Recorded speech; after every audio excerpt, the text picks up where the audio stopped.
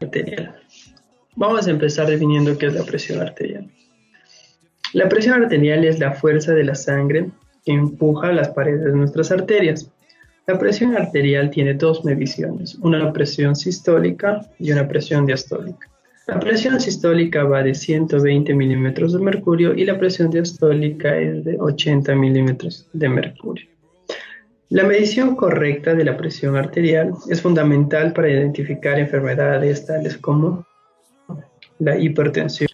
Condiciones del equipo. Los equipos que vamos a utilizar deben estar totalmente calibrados. Estos equipos son el manómetro y el estetoscopio. Condiciones del paciente. Vamos a dar un tiempo al paciente para que se recupere de cualquier tipo de ejercicio previo o de situaciones de disconfort. El paciente debe tener un reposo de 5 minutos antes de la toma. El paciente debe estar en una posición adecuada, sentado en una silla con respaldo, el brazo apoyado ya sea en la cama o en la mesa a la altura del corazón. El paciente debe evitar el consumo de cafeína, tabaco, alcohol 15 minutos antes de la toma. Paso 1.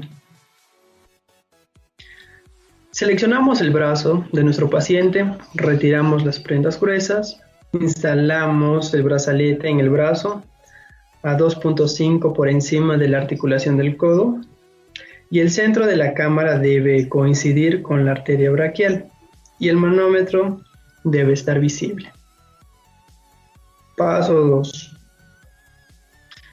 Nos vamos a colocar los estetoscopios en los conductos auditivos externos con las olivas hacia adelante. Vamos a localizar con nuestro dedo medio y anular el pulso. Y vamos a colocar la campana del estetoscopio en su lugar, procurando que el brazalete no quede muy abajo. Paso 3. Luego vamos a sostener con una mano la perilla y con la otra vamos a cerrar la válvula. Y vamos a bombear con una rapidez que la presión alcance unos 30 milímetros de mercurio. Paso 4. Luego vamos a desinflar el manguito lentamente, haciendo que la presión disminuya de 2 a 3 milímetros de mercurio por segundo. Vamos a escuchar el pulso a medida que cae la presión. Cuando este sonido es audible, que se denomina ruido de Korotov, es la presión máxima o presión sistólica. Seguimos desinflando y cuando dejamos de oír, anotamos, ya que es la presión mínima o diastólica. Paso 5. Por último, desinflamos completamente el manguito, permitiendo el escape total del aire y retiramos el brazalete.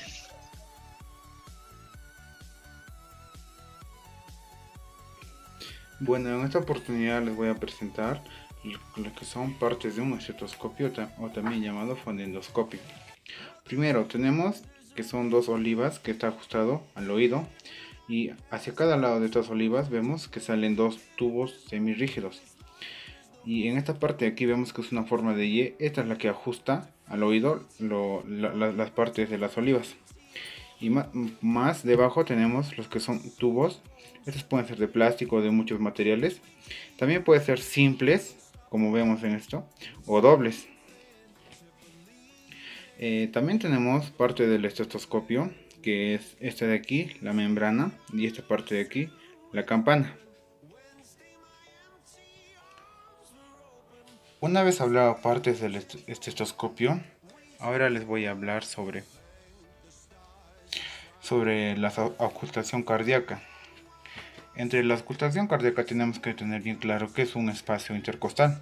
El espacio intercostal comprende, en este caso, que es la primera y la segunda costilla, que forman un primer espacio intercostal. Al igual que la segunda y la tercera, forman el segundo espacio intercostal. Ahora, El foco aórtico que va a estar al lado, al borde derecho del esternón, en el segundo espacio intercostal, que sería a este nivel. El foco pulmonar va a estar al lado izquierdo, y también al borde izquierdo del segundo espacio intercostal, que sería ese lado. Ahora, el tercer foco auscultativo sería el tricúspide o tricuspidio, que está a nivel de la base de la apófisis xifoide, a este nivel.